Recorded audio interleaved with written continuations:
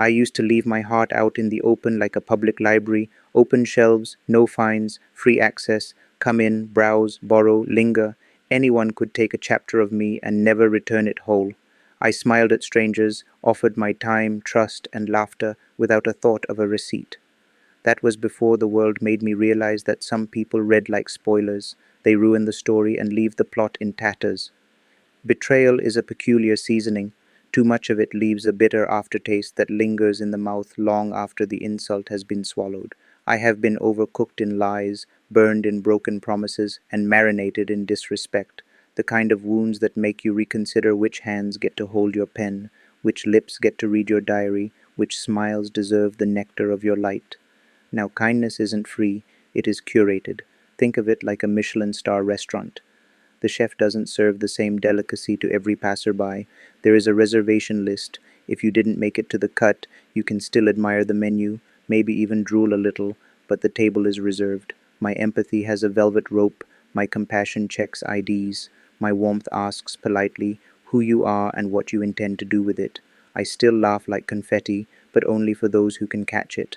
I still offer advice like a master locksmith, but only to those willing to unlock their own doors.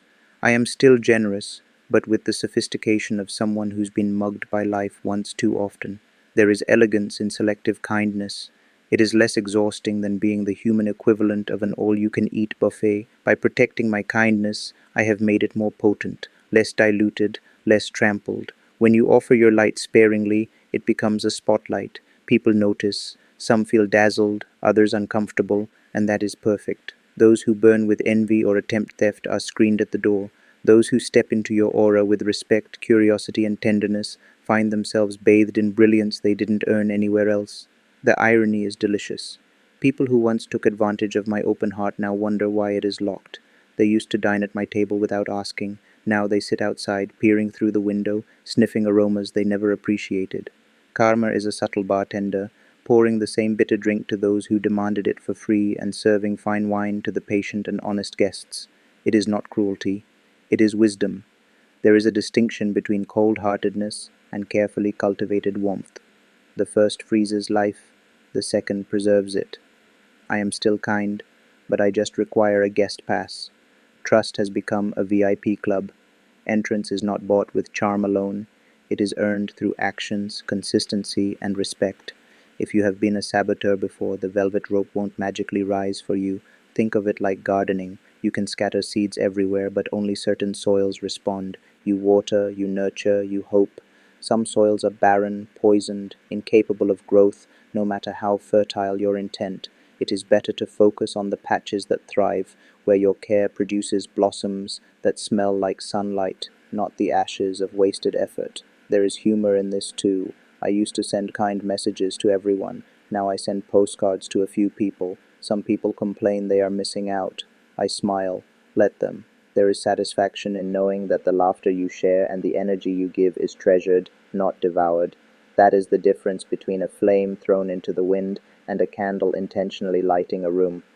I have learned the art of discretion in human investment. People are the stock market, volatile and unpredictable. I diversify kindness like assets. Some receive daily dividends in words and gestures, while others receive quarterly dividends, and some receive nothing until they are proven worthy. There is strategy, cunning, and a dash of flamboyance in this approach. Life is too rich to scatter your gold on counterfeit coins. Selective kindness doesn't make me bitter. On the contrary, it makes my soul glow with audacity. I laugh louder, love deeper, and share more profoundly, but only with those who know the value of receiving it. My generosity is no longer diluted by those who fail to grasp the depth of my offering. The more complex the past, the sharper the lens on the present, the brighter the kindness I reserve for those worthy of it. Yes, I am kind, but do not mistake that for naivete. I have been taught to expect betrayal and disrespect. I have learned the hard way that my kindness is a treasure, not a communal snack. I do not hand it out to the careless. I offer it to those who appreciate, nurture, and reciprocate in kind. That is the evolution of a heart that has survived storms, danced in ruins, and emerged with dignity intact. Being selective is not selfish. It is self-preservation, self-respect, and ultimately self-love.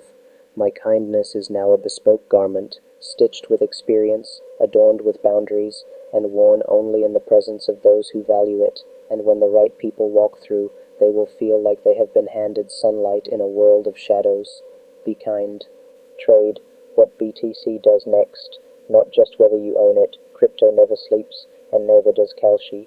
Trade whether BTC ends the day above 100k, whether ETH pumps in the next hour, or whether the market closes green this week. No wallets, no gas fees, no exchange risk, just your read on the market.